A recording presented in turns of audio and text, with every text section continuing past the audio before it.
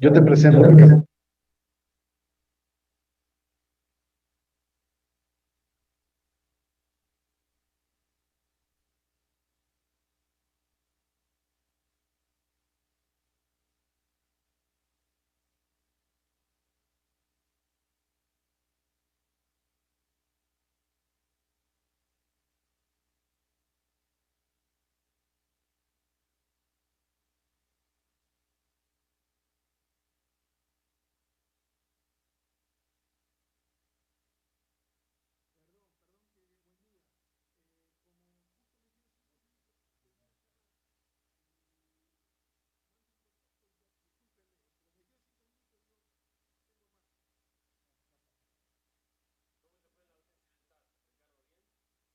Bien, bien, bien.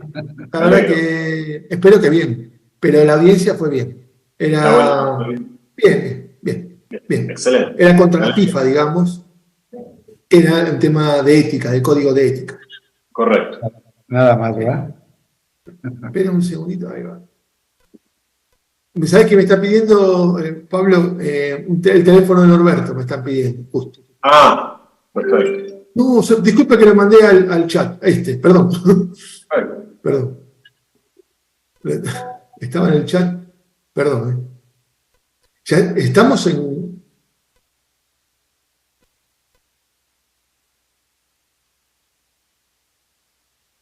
¿Qué tal te fue ayer, Pablo? Un segundito. Si no. Perfecto.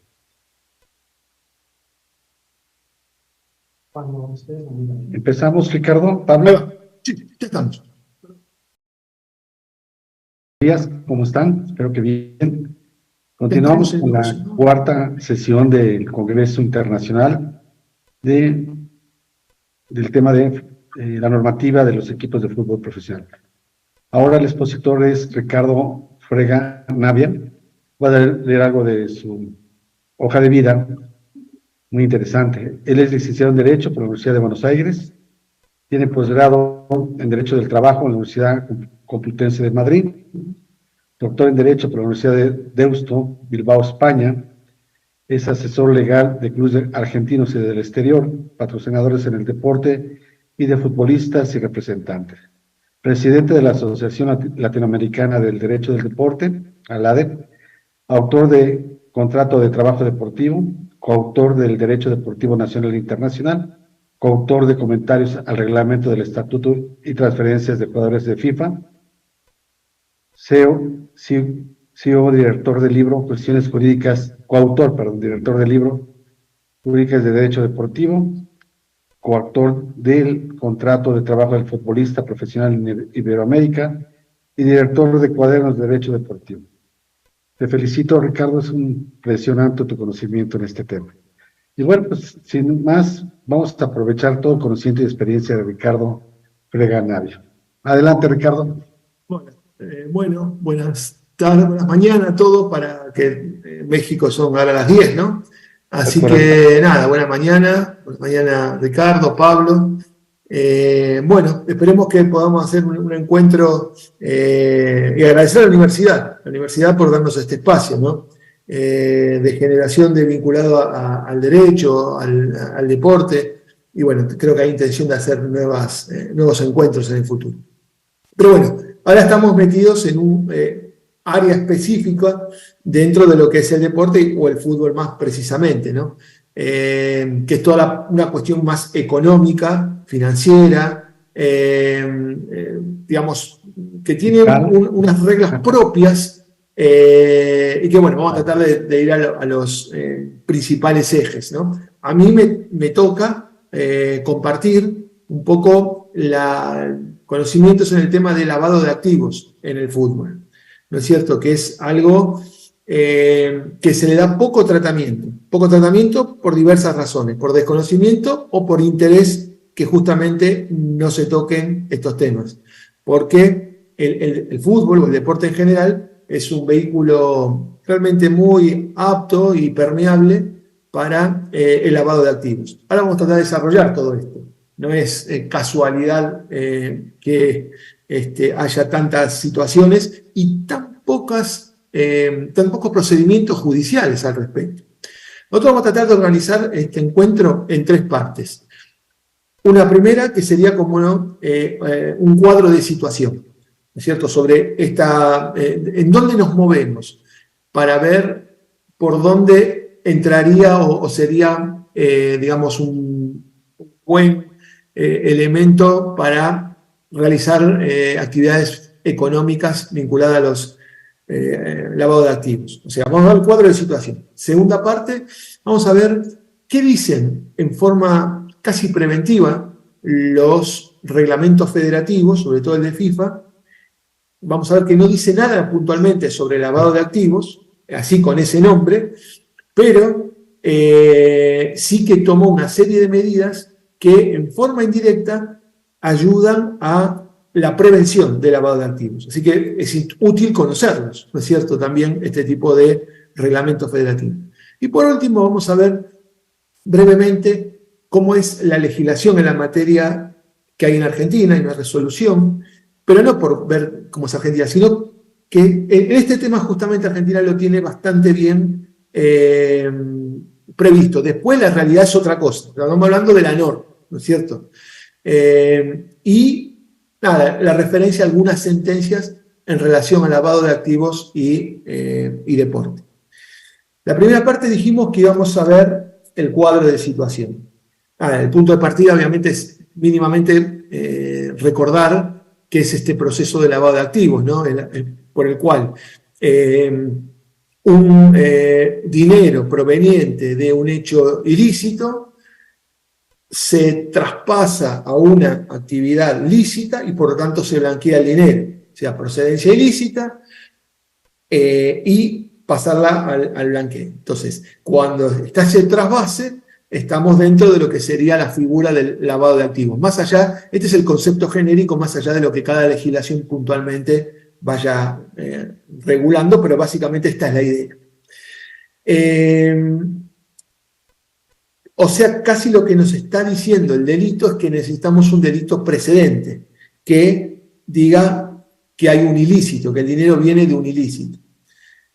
En el deporte, como en casi todas las actividades, quizá el principal delito precedente, que después sea el punto de partida de un lavado de activos, es la evasión tributaria, el delito de evasión tributaria. Este en principio sería el principal, ¿no es cierto? Pero no es el único. En el deporte hemos visto también cuestiones vinculadas como delitos precedentes al narcotráfico, a cosas de corrupción, temas de administración fraudulenta de entidades deportivas. Bueno, son múltiples los delitos de donde procede ese dinero ilícito y que después se utiliza el canal del fútbol para pasarlo a negocios lícitos. Bien. Ahora, ¿por qué el fútbol puntualmente permite esto, digamos, sin mayores complicaciones? Bueno, hay una serie de factores. Uno, por ejemplo, es la internacionalidad. Aquí son negocios, muchos de ellos, internacionales. Después, la atomización del negocio, porque por ejemplo, en una transferencia participan distintos sujetos, que el deportista, el club de origen, el club de destino, la federación, la gente. Entonces, como que se atomiza el negocio y son distintas ranuras por donde pueden entrar estos, digamos, este dinero que es un futuro lavado de activos. Bien, el tema de el lavado de activos en el fútbol tiene como una doble vía. ¿Por qué? Porque a veces el fútbol es quien recibe ese dinero procedente de un ilícito. Por ejemplo, cuando gente, por ejemplo, narcotraficantes con dinero procedente de delitos, que ingresan a los negocios lícitos con la compra de un club. ¿No es cierto? Esto es bastante común. O sea, el fútbol pasa a ser como la herramienta por la cual se lavan activos. Pero a veces el fútbol tiene la vía contraria. Es quien genera el delito precedente para un posterior lavado de activos. Por ejemplo, la cesión de uso de imagen de un futbolista que evade impuestos cobrando ese dinero a través de una empresa en un paraíso fiscal. Entonces, es un dinero que hay un ilícito, evasión fiscal, y con ese dinero luego se hacen negocios que entran en el mercado lícito. Oye, Ricardo, hay tantos temas que estás comentando ahí, es una aportación, si tú me permites, y lo que es que es muy importante. También, como ayer lo comentábamos, la necesidad de la información financiera para evitar o poner candados a las actividades ilícitas. Es tan sugéneris una entidad deportiva que tenemos, por ejemplo, los derechos de formación, que tú sabes muy bien, que es otra actividad para lavado de activos. Tenemos ayer hablamos de caso de las organizaciones en Argentina, que la mayoría son donatarias, también están obligadas por la ley antilavado a reportar sus actividades y a cumplir con la normatividad de Gafi. Pero también fíjate que ayer yo comentaba que Europa, caso la UEFA, hizo un cambio radical en 5 países, poniendo candados, pero tiene un crecimiento lo que es Argentina, España, Alemania, Italia y Francia, impresionante, tratando también de evitar el blanqueo de capitales. Es que es impresionante por dónde puede el delincuente, que no busca ganancias, tú lo sabes bien, sino busca insertar el dinero en alguna entidad limpia para lavarlo. Y el fútbol ha sido muchos fenómenos. Yo estoy en una página en Interpol, me reportan cada 15 días las actividades que se han realizado, se han visto, globalmente hablando. Y es muy importante lo que estás comentando, Ricardo. Muy bien, felicidades. Gracias, muchas gracias. Y fíjate, ahora vamos a entrar puntualmente. Hicimos acá una pintura amplísima de la situación. Ahora vamos a entrar a herramienta por herramienta que se puede utilizar como blanqueo en el fútbol. La vamos a nombrar primero. El tema de las transferencias. Sí. Un negocio. Fíjense lo fácil que es blanquear dinero en el deporte. Fíjense. Van a hacer la transferencia de Ricardo Frega Navia, de un club de segunda de Argentina a un club de segunda de Portugal. Fenomenal. ¿Cuánto vale mi servicio?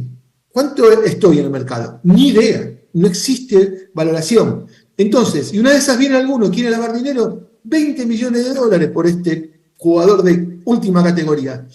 No pasa nada, porque no hay valores de referencia. Es un lugar ideal para blanquear dinero. Porque uno de los principales negocios, que son las transferencias, no tienen forma de mensurar el valor real del intercambio que hay. Así que fíjate la cuestión de las transferencias. Ahora vamos a ir más detenidamente con algunos ejemplos concretos, pero así como nombrarlos. Las transferencias. El tema de la adquisición de clubes. Ese es otro tema fenomenal. Ustedes vemos en Manchester City, un montón de clubes, por ejemplos. Hay de todos los colores de dineros. ¿Esto de dónde sale este dinero? Nadie hace un control, ni mínimo control. Compra de clubes. Jornadas de eventos deportivos. Mundial. El dinero que se ha blanqueado y los delitos que ha habido de blanqueo de capitales en el Mundial de Qatar, ¿no? Y ha habido condenados por tema de lavado de activos. O sea, organizador de eventos deportivos. Bueno, los agentes. Vamos a ver después también los agentes cómo pueden tener distintas, partes de su negocio, que es un lugar ideal para blanqueo de dineros. Como decíamos recién, cesión de derecho de imagen, poniéndolo en forma interpuesta a empresas en paraísos fiscales. El tema de los patrocinios, las apuestas ilegales, los amaños de partidos, la cesión de los derechos económicos a terceros, que es lo que habló Pablo el lunes. Le cedo a una empresa, ahí también es para un blanqueo de dinero fenomenal. Fideicomisos que se arman, como creo que antes decías, vinculadas al fútbol. Hay nada, el control es casi inexistente. Por eso fíjate la cantidad de opciones que tienen alguien que quiere blanquear dineros, la cantidad de negocios que hay. Entonces vamos a meternos casi brevemente uno por uno para entender. Transferencia, dijimos primero. ¿Qué es una transferencia? Porque así, como charla de café, la sabemos enseguida. Sí, se fue tal jugador de tal club a tal club y el otro club pagó tanto dinero. Eso es lo que básicamente sabemos. Ahora, desde el punto de vista jurídico, ¿qué estamos haciendo cuando se hace una operación de ese tipo? Hay varios negocios o actos jurídicos simultáneos que son necesarios todos para terminar de configurar esa transferencia. Cuando se registra, entremos en el fútbol profesional, cuando se registra un futbolista, un contrato de trabajo para un club, lo que tenemos ahí es un registro federativo en cabeza de club. Entonces, si tenemos a Di María, que tiene un contrato, ahora justo se venció, pero supongamos que le queda contrato 2 años más con la Juventus. Vamos a poner un ejemplo más práctico, McAllister, vamos a poner porque esto es algo concreto. McAllister estaba registrado en el club Brighton. Entonces, ¿quién tiene el registro federativo de ese vínculo? El Brighton, porque es quien federativamente tiene registrado a este jugador. ¿Por cuánto tiempo? Por lo que dura el contrato. Bien. Resulta ser que este contrato, supongamos que vencía el año que viene, y el Liverpool está interesado en los servicios de McAllister. Entonces, ¿qué hace? ¿Brighton puede negociar directo con el jugador y llevárselo? No. O sea, puede hacer, después le quedará una indemnización, un juicio, pero federativamente, ¿cómo es? El jugador solo puede estar registrado en un solo club, en un solo lugar en el mundo y por una única vez. O sea, yo no puedo estar registrado, en este caso McAllister, en el mismo momento en 2 clubes distintos. Eso no es posible porque hay toda una red de inscripción federativa a nivel nacional y después en FIFA a través de lo que es el TMS, el Transfer Matching System, que está súper controlado eso, que el registro de un futbolista solo puede estar en un solo club en el mismo momento y en todo el mundo. Entonces, para liberar ese registro, el nuevo club interesado tiene que negociar con el anterior club. ¿Para qué? Para que si llegamos a un acuerdo, un contrato de transferencia, entonces parte del negocio es que tú me liberas tu registro, Brighton, me liberas, extingues el contrato con el jugador y yo puedo ahora sí registrarlo en Liverpool en el nuevo club. Yo voy a ser el nuevo contratante de McAllister. Estamos tratando de explicar porque es algo muy finito todo y justamente de aquí aparecen en este contexto de actos jurídicos por donde se introducen el lavado de activos. Entonces, eso es la transferencia. Se paga un dinero, sí. Ricardo, ahí me gustaría, si me permites, aportar algo que revisé de todo este tipo de temas que estamos hablando de investigación. La defraudación fiscal, hay veces, y ha sucedido en varios países, que traes a un jugador con un contrato muy elevado. Lo registra el club, y como no hay la información financiera clara, transparente, pues al final de cuentas el club, que es el que tiene el contrato, tiene que pagar un sueldo, tiene que pagar ciertas prestaciones, se vuelve un gasto. Ese gasto le baja la base tributaria al club en su momento para pagar. En su momento, cuando había el fenómeno de consolidación financiera, pues obviamente era consolidó, había equipos que estaban normalmente en números rojos, lo consolidó con la holding para que al final no pague o no lo obligue a pagar impuestos porque está consolidando toda la información financiera. Esa es otra estrategia de este tipo de fenómenos. Adelante, Ricardo. No, está perfecto. Es que cada tema que ponemos en la mesa, a su vez se abren un monstruo de 8 cabezas. Entonces, con un tema no agotas enseguida. Cada uno, a su vez, tiene un montón de subvariantes por donde entrar. Lo que Claro. estás planteando es una. Y a su vez, ese mismo planteo que haces depende en qué país. Porque en Argentina, como son obligadamente asociaciones civiles sin fines de lucro, están exentos del pago de impuestos, en principio. Entonces, ese fenómeno no existiría tanto acá porque están exentos. En México sí, y en casi todos los países sí, porque son sociedades comerciales, en términos generales, los clubes. Caso que va a pasar ahorita con la UEFA, con los equipos más los países más desarrollados de la UEFA. Por eso está el control muy claro en la normativa de la federación para evitar esta parte. Sí, ahí sí. Vamos a empezar. Sí, ahí vamos a verlo mínimamente después cuando veamos los reglamentos federativos, cómo impactan en este tipo de cuestiones de lavado de activos. Y está eso, por ejemplo, la reglamentación de FIFA sobre el fair play financiero, que en el fondo se está tratando de eso, ¿no? Pero después lo vamos a ver en un poquito en la segunda parte. Dijimos las transferencias. Entonces, ¿qué es en sí mismo la transferencia? Es, el nuevo club paga una suma de dinero, desde el punto de vista técnico-jurídico, paga una suma de dinero ¿para qué? Para que el anterior titular del registro federativo del jugador se extinga. Y así el nuevo club firma un nuevo contrato con el jugador y puede registrar ese nuevo contrato libremente para él.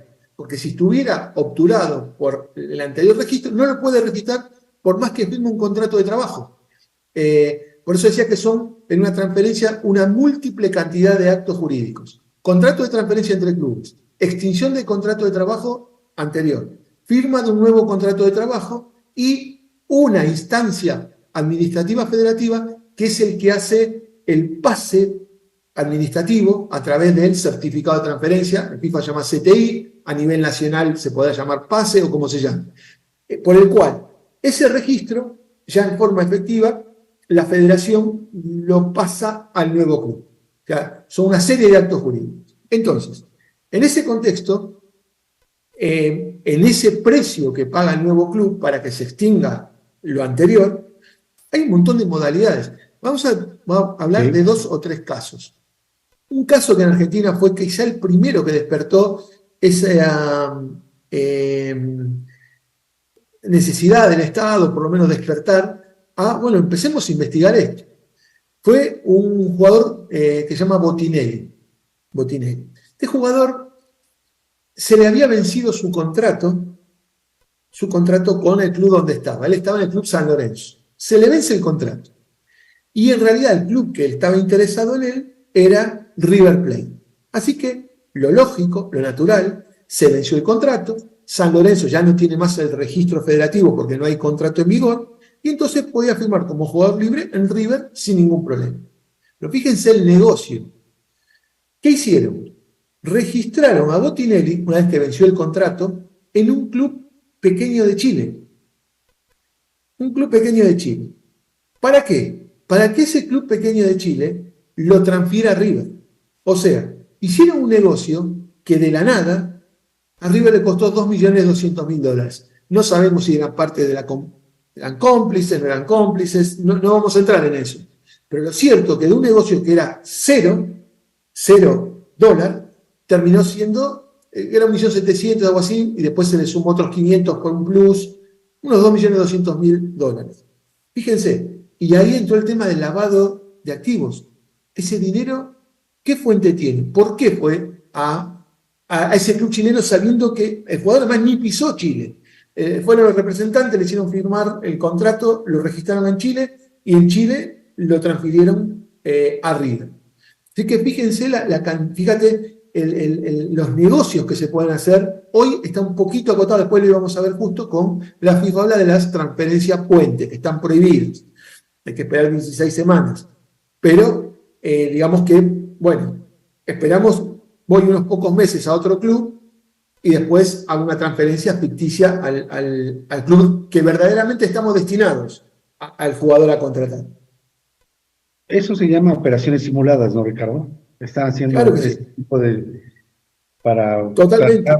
y es que falta mucha cultura fiscal financiera para identificar, y más el fútbol, reitero, es una actividad le comentaba a ti, a Pablo y a Rodrigo, perdón, que el fútbol no es nada más una pelota y jugadores. Atrás hay una forma, una estructura jurídica impresionante, que requiere atención, sí, requiere profesionistas muy actualizados, sí, y requiere que los inversores de los clubes profesionales realmente cambien ese paradigma, que realmente ya tengan un equipo, unos equipos muy actualizados para evitar todo este tipo de situaciones. No, Ricardo. Sí, porque además fíjate que un mal Adelante, asesoramiento Ricardo. acá no es un poco de dinero, No mucho queda dinero. ninguna. Perdón, te Sí, escuchaba muy bajito. Sí que es mucho dinero, Ricardo, tienes mucha razón. Mucho dinero, mucho. Entonces, como tú dices, la necesidad de profesionales del área que fuera, en marketing, en derecho, en economía, finanzas, en lo que sea. Sí. Profesionales especializados en eso, porque no alcanza con ser profesionales solos. O sea, tú puedes ser abogado, pero es lo mismo que a mí me pongan con cosas de medio ambiente. Yo pondré voluntad, qué sé yo, pero hay 100 abogados mejores en temas de medio ambiente porque están en el día a día y estudian en forma hasta el último detalle. Entonces acá me parece que lo útil es ese asesoramiento especializado, ¿no? Y aquí podemos pensar en impuestos internacionales para hacer esas compensaciones entre equipos, porque digo, un tema muy que está en debate son operaciones simuladas, que realmente tanto empresas corporativas y el caso también, ayer que lo comentábamos, es el conjunto de países desarrollados que están, o se cambió todos los clubes a SADCB, hay que tener más cuidado en los controles y ser más transparente porque simplemente los derechos de transmisión, que es una cantidad muy fuerte, Ricardo, cuánto reciben los equipos por esa, y muchas veces esa partida que reciben de recursos es de una empresa del mismo grupo para bajar la tasa tributaria. ¿Sí? Ninguna duda, ninguna duda. Yo lo digo yo, no lo dices tú. Por ejemplo, los dueños de la América y a dueños de... No lo dices tú, lo digo yo. Pero no, es así. Pero ¿Así? como eso hay cantidad. Pero bueno, justamente, mientras hablaba me acordaba la importancia de conocer los impuestos, los convenios de doble imposición entre países. El tema de regulación tributaria en espacios comunes, como la Unión Europea, si hay algún régimen especial en el Tratado de México, Estados Unidos, Canadá. No sé, hay que estar muy al tanto con todos estos temas. Porque ahí sacan la ventaja. La diferencia de un asesor general de uno muy puntual que sabe tal inciso que cambia la visión y el negocio, ¿no? Es correcto. Hablamos de los precios. Hablamos de los precios de transferencia. También dijimos, este caso de Botinelli, ¿no es cierto? Pero fíjense, hace poquito hubo otra transferencia que nos mete en otro universo. Hay muy poquitas, pero en el futuro no se sabe, que se pagó un futbolista argentino, Galopo, que va de un club Banfield a el San Pablo. Y el precio se pagó en criptomonedas. Bueno, ahí otra vez nos metemos en un universo paralelo que puede pasar cualquier cosa. Porque el control, ya de por sí, estas cuestiones tienen poco control, y si ya lo metemos y lo mezclamos con la figura de las criptomonedas, ahí sí que ya entramos en la anomia legislativa. Sí. No, y aparte, en México, Ricardo, parece, tal rumor, que se utilizó ya un club de fútbol profesional en la compra-venta de un jugador con criptomonedas, con el Bitcoin. Por lo mismo, pues, básicamente bien lo comentas, si están de acuerdo las partes, van a utilizar las criptomonedas, y aparte de eso, pues es cero impuestos, cero esto, y ellos asumen el riesgo. Ricardo, está impresionante. Criptomonedas, a su vez, Pablo. tiene... ¿Qué jugador era, Ricardo, que hiciste? Galopo. Y ahí el objetivo, a ver, pensemos un poco, ¿lo hacen en función de tratar de evitar pagar algún tipo de impuesto? ¿Cómo sería la cosa ahí? Sí, el tema es que San Pablo los metió porque dice que su patrocinador principal era esta empresa de criptomonedas. Entonces, ahí también sirve mucho para disfrazar el precio. Fíjate, caso Galopo puntual. Digo porque nos tocó llevar los derechos de formación de 2 de los clubes formadores de Galopo. Fíjense, en los medios de comunicación, el presidente de Banfield, Espinosa, en ese momento, yo no sé si hoy seguirá siendo el mismo, declara: hemos transferido a Galopo al San Pablo en criptomonedas, pero el equivalente a 8 millones de dólares. Perfecto. Se inicia el reclamo de mecanismo de solidaridad en base a esos 8 millones. Cuando FIFA contesta, dice: no, registraron un contrato por 2 millones de dólares. O sea, registraron federativamente 2 millones en dólares. Y el negocio real había sido 8 millones en criptomonedas. Así que, fíjense, por arte de magia, ni el mejor mago del universo y de la historia hace desaparecer 6 millones de dólares de esta forma. ¿Y dónde está el control? ¿Control de qué? ¿Quién tiene ese dinero? ¿A dónde fue? Bueno, esto es digamos, parte, porque además la criptomoneda en sí mismo hoy casi no tiene regulación en ningún país. Una regulación real de cómo... No tiene. Hay proyectos, hay no sé qué, pero regulación, nada. Entonces es el paraíso del blanqueo del dinero, la criptomoneda. ¿Es correcto? Bueno, entonces ahí fusionás dos cosas, ¿no? En los negocios oscuros del fútbol. Y yo quiero hacer una pequeña pausa. Cuando hablamos de esto, estamos hablando de las anormalidades del fútbol, ¿no? Porque el fútbol, la verdad es que ha mejorado mucho, y hay mucha gente que trabaja muy bien. No estamos diciendo que es todo. Sí que es cierto que es propicio para que los bandidos entren en este mercado. Es correcto. Claramente. Y eso va unido a otra cuestión que, si vamos a ser honestos, va casi en la mayoría de la condición humana. Si podemos evadir impuestos, vamos a evadir lo máximo que podamos. O sea, podemos nosotros tener un discurso y decir: yo pago hasta el último centavo. Pero ¿somos tan así? No lo sé. Lo que quiero decir es que... Sí. Inclusive, Ricardo, todavía la norma de información financiera, la C11, creo, que es la incorporación de aquellas entidades que manejan o administran las criptomonedas, todavía no está incorporada, no se reconoce, no hay empresas que estén enajenando o tengan como objetivo económico el manejo de las criptomonedas. Ahí estamos todavía sin información, no sé, realmente estamos sin nada. Es un negocio tan volátil, tan poco asible, que no tienen la forma, no ven cómo, de dónde agarrar a la presa y regularlo. Somos capitales que no saben en dónde cuernos están en Indonesia, donde se está metido, y esto, ¿cómo lo percibo esto? Y es otra de las cosas, Ricardo, que comentas muy bien.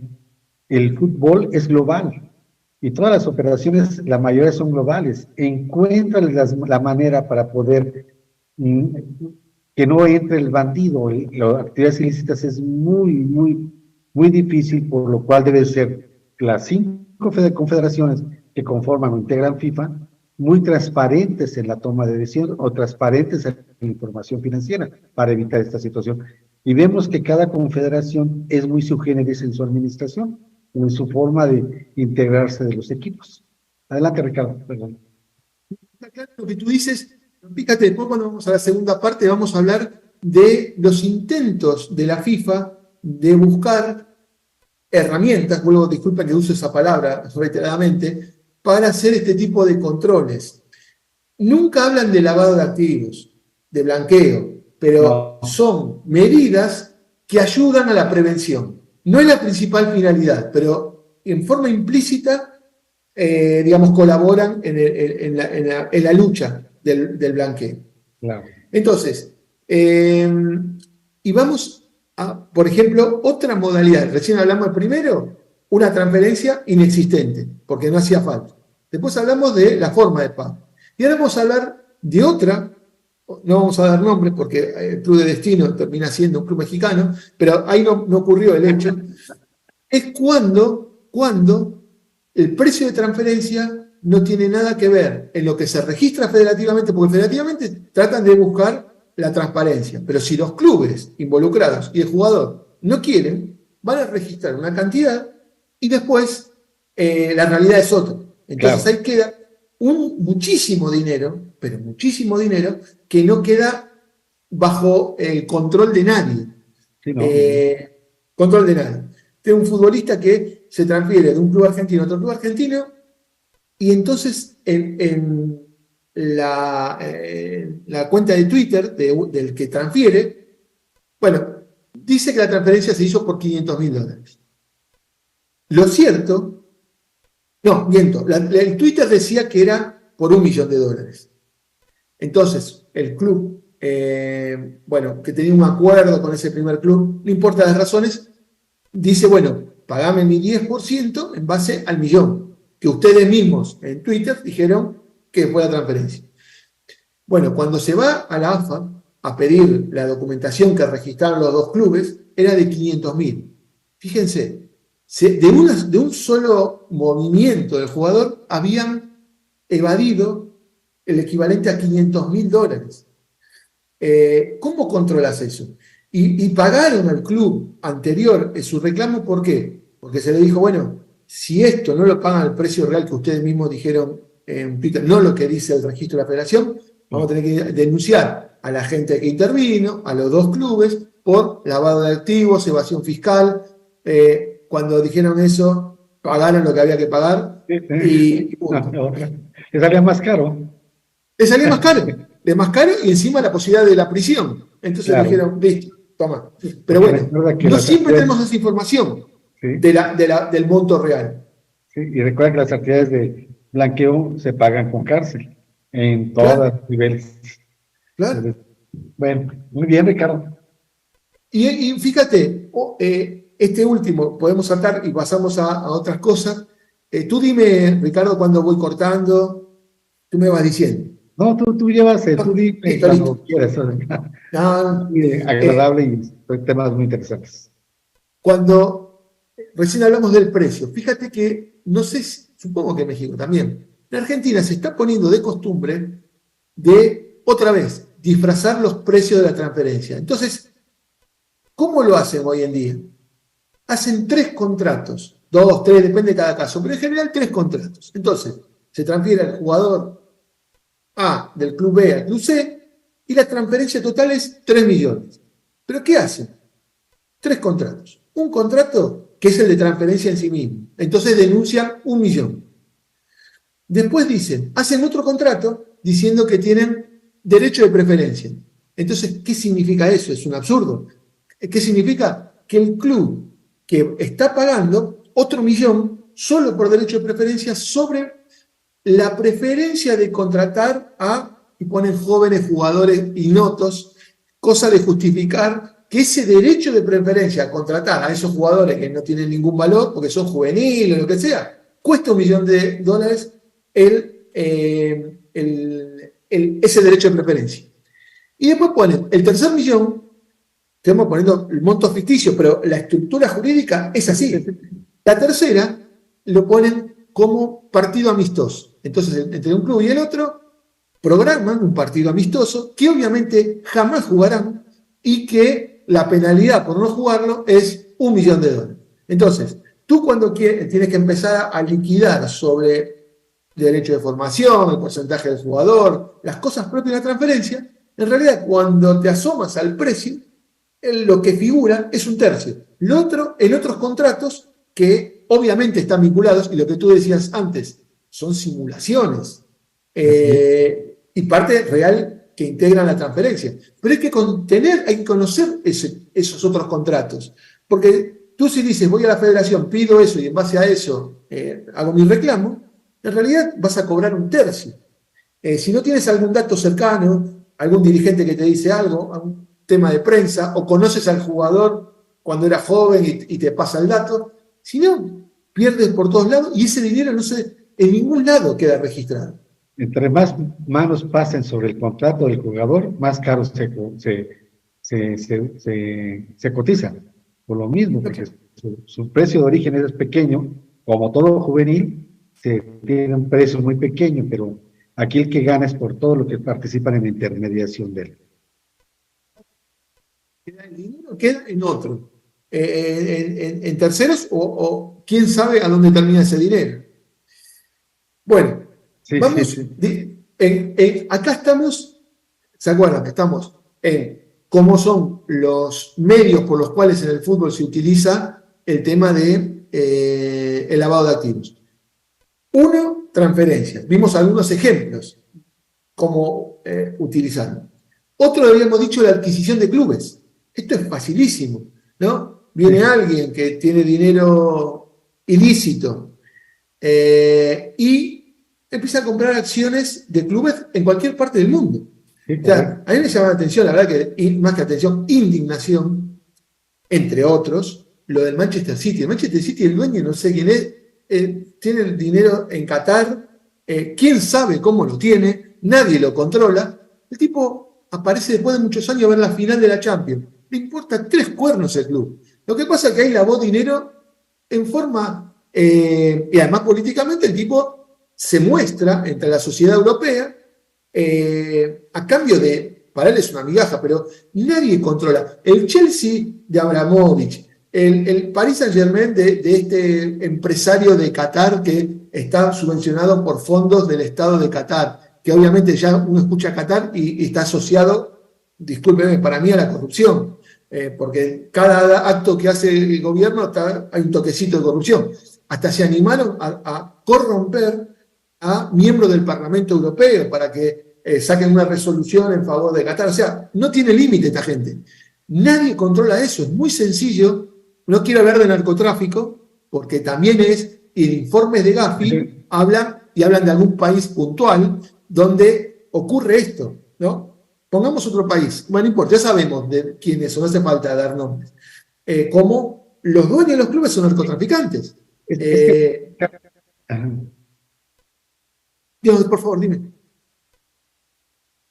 Es que, Ricardo, todo lo que estás comentando ya ha crecido, se ha diversificado y cada vez más actualizado el lavador, el que quiere blanquear, ha encontrado formas más sencillas. Hablamos en el caso del fútbol, que se encuentra, vamos a pensar aquí en la Ciudad de México, también o sea, en Argentina, en la Ciudad Deportiva, y hay un equipo de la tienda, como lo decía yo ayer, que es el dueño del equipo que formó del barrio, y es don Pepe, es el dueño, pero no hay recursos, tú lo sabes, que no hay recursos para el uniforme, para pagar los derechos en la participación del torneo, y no falta que esté sentado ahí en la grada alguien que quiere blanquear capitales y diga, yo les doy. Yo es lo que él quiere ingresar, tanto el dinero como él, a la sociedad. Entonces, cuando él, pues toda la gente lo ve como así que el padrino que lo está apoyando, esto, el otro, pues no se dan cuenta que es un lavador, es algo ilícito, pero lo ven bien. ¿Y cuántos casos no hemos visto, Ricardo, de ese tipo de operación? Llámese Argentina, llámese México, Colombia, Ecuador, hay sin fin. Italia. O la mafia no pone dinero, la mafia siciliana no pone dinero en el fútbol, por supuesto. Claro que claro. Sí. Y no hace falta ser mafioso, digamos, con todos los términos. Hay blanqueadores de dinero, digamos, que compran clubes sin ningún problema. Sí, para eso entonces, son bueno, por eso buscando oportunidades, andan buscando oportunidades para poder invertir ese dinero. Y ya hablamos desde un equipo de tercera división hasta grandes equipos con un reconocimiento impresionante. Sí. Totalmente. Tratan de diversificar y tienen un conocimiento muy importante del escenario, en este caso, fútbol soccer. Porque tiene tantas aristas, como digo, de no transparencia, de que en tal país se mueve de esta manera, en otro país se mueve de esta manera, y es una ventaja para él.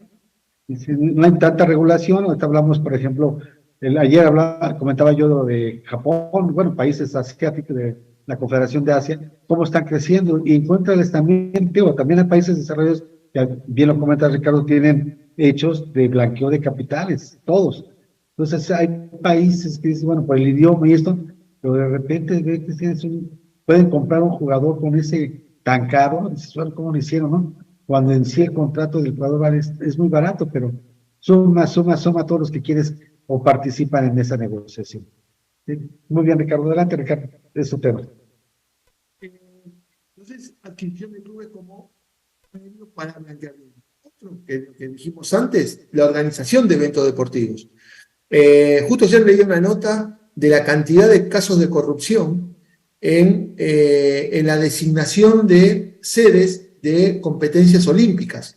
Entonces salió una nota acá en un periódico, desde casi todas las Olimpiadas hubo actos de corrupción, desde Barcelona, hablaban de Salt Lake, de las de invierno, siempre hubo casos de corrupción, necesitaban unos votos, le pagaban a alguien y ese soborno, después el dirigente, después compra una casa, compra un auto de lujo. Entonces, ese acto lícito, en realidad, es lavado de activos de un ilícito que es el soborno. Entonces, la organización de eventos deportivos tiene una facilidad enorme. Lo de Qatar fue descarado. La cantidad de cómo se acreditó, la cantidad de dirigentes que han votado bajo soborno. Y fíjense que a los únicos que sancionaron disciplinariamente o de ética es 7, 8 dirigentes, la FIFA, pero no sancionó a la Federación de Qatar, que fue la corruptora. Nada. Después hicieron el Mundial, todos se llevaron su dinero y a nadie le importó nada. Pero digo, la violación a los derechos laborales. Pues eso ya ni hablar. Eso por supuesto. Ya estamos en otro capítulo, pero obviamente. Entonces, la organización de eventos deportivos es una fuente de corrupción fenomenal y que, por carácter transitivo, va al lavado de activos. El tema de los agentes. Los agentes, si realizan su labor adecuadamente, no hay ningún problema, es una prestación de servicio como cualquier otro. Pero lo cierto es que muchas veces cobra comisiones por afuera. Y más ahora que, según el reglamento, veremos si eso queda así o no, tiene topes, entonces se van a buscar la forma que por afuera le paguen otras cantidades, ¿no es cierto? Otro hecho muy usual es cuando el agente interviene en una transferencia y inflan el precio, como hablamos antes, porque hay que darle después retornos ¿a quién? Al director técnico que lo pidió, porque él lo pide al jugador porque sabe que va a cobrar una parte. Claro. Y hay muchos ejemplos también. Claro, y directivos que firman esa transferencia porque va a haber un retorno. Entonces, esos retornos obviamente son el delito precedente a un futuro lavado. Así que fíjense la cantidad es como el queso Gruyère, que hay agujeritos por todos lados en el deporte. Es como una coladera. Claro. Es interminable. Cada cosa que uno hace, ahí hay una posibilidad de negocio ilícito. Por ejemplo, lo que decíamos, cesión de derecho de imagen de los futbolistas. Vamos a poner un nombre puntual, pero hay cientos de futbolistas que lo hacen. Vieron que Messi está con un proceso penal en España. Digamos, ¿por qué? Por el tema de la imagen. ¿Cómo es el mecanismo? Bueno, yo soy Messi. Messi como antes Neymar o antes Butragueño, qué sé yo. Cantidad de casos hubo de estos. El mecanismo es sencillo. Claro. ¿Perdón? No, pensé que me iba a decir algo. Entonces, supongamos el mecanismo. El jugador, el Barcelona, vamos a poner números ficticios, le ofrece a Messi un salario de 100 euros. Muy bien, 100 euros. Ahora, los 100 euros, como la carga impositiva en España es muy grande, vamos a hacer lo siguiente. 30 te lo voy a pagar en concepto de remuneración mensual, premios por campeonato ganado, 30. Los otros 70 los vamos a poner bajo el rubro cesión de derecho de imagen. Ahora, para pagarte este 70 y no pagar los impuestos de España, ¿qué hace? Obviamente en complicidad del club y el jugador, ¿no? El jugador, como el derecho de imagen es un derecho que es personalísimo, pero su uso se puede ceder, el uso, no la propiedad. Sí, entonces, ¿qué hace? Messi, por poner un nombre, porque este fue un caso real, ¿no? ¿Qué hace? cede su imagen para todas las cosas a una empresa de Panamá a cambio de el irrisorio monto para Messi, para lo que vale Messi su imagen, de 500.000 euros. Entonces, Messi dijo, mi imagen se la cedo todo a Sport, no sé cuánto, International de Panamá, paraíso fiscal. Entonces, desde ahí, esta empresa, ¿qué hace? Nike, ¿querés los derechos de Messi? Listo, te doy una parte solo para que use los derechos de imagen para Nike. Barcelona, ¿querés los derechos de imagen de Messi? Bueno, ya habían arreglado 70. 70 van. Bueno, todo una trama que está con empresas interpuestas y lavados de activos porque se ha evadido impuestos en cantidades fenomenales. Este es el mecanismo de la imagen como bien derecho inmaterial, pero que tiene inmaterial, pero que sí tiene un valor económico. ¿Recuerdas, Ricardo, que en su momento hubo una publicación de jugadores de alto nivel que participaron o tenían esa administradora de su personal o administradora de su imagen que estaban en paraísos fiscales? Que de repente apareció una lista de muchos, de ellos Messi, Neymar, que estaban en operaciones en paraísos fiscales. Digo, pues y ellos se cubrieron. Yo no, yo estoy cediendo mi administración, mi imagen, a una empresa de paraíso fiscal. Ahí paso todo el dinero, hay un secreto bancario, no hay una tasa impositiva más alta, y empiezan desde ahí a vender su imagen y empiezan a disfrutar los beneficios de la defraudación fiscal. Claro, eso pudieron descubrirlo de Messi y de otros futbolistas, en Mascherano mismo, en muchos jugadores. Sí. En el jugador Alonso, ya había Alonso también español. También. ¿Por qué? Porque la Hacienda española se preocupó de empezar a tirar del hilo y decirle, Barcelona, ¿cuánto pagaste de imagen de Messi? Ah, ¿y a quién?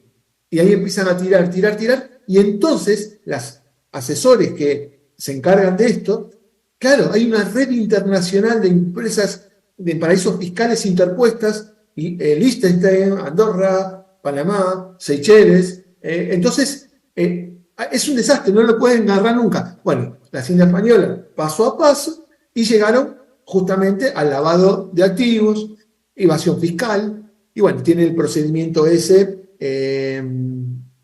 pero quiero decir, cómo la imagen, ya no hace falta a tan gran escala, jugadores de menor trayectoria también lo hacen, ¿no es cierto?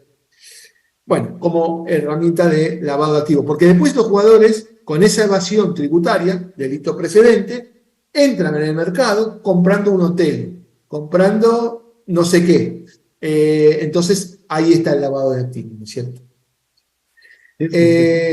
Temas de patrocinios, fíjense que en la AFA ahora está en una investigación, porque justamente una empresa de criptomonedas dice que había puesto un dinero para patrocinar a la selección, que a través de paraísos fiscales, la AFA le dijo tenés que pagarlo en una empresa vinculada a gente de la AFA en paraísos fiscales. Entonces están investigando eso. Y fue un contrato de patrocinio. Bueno, también como elemento de lavado de activos.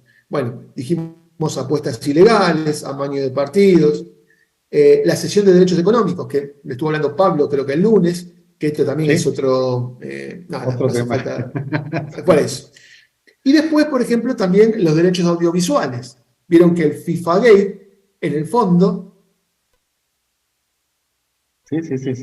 Hay, en un juzgado de Norteamérica hay un procedimiento y hay muchos condenados. ¿Por qué? Porque tanto en la CONMEBOL o en la CONCACAF, para ganar la licitación de derechos audiovisuales, X compañía audiovisual pagaba sobornos a dirigentes para que los contraten a ellos.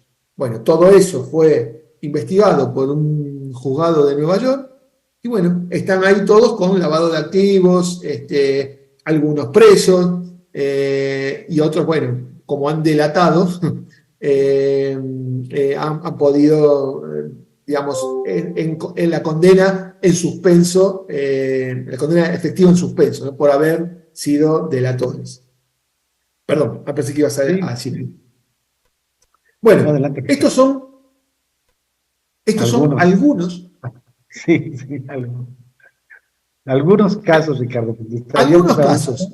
Sí, Hicimos sí. abuelo de pájaro, quizá los más relevantes, de cómo utilizamos al fútbol para ser el delito precedente a un futuro lavado de activos en casi todos estos casos.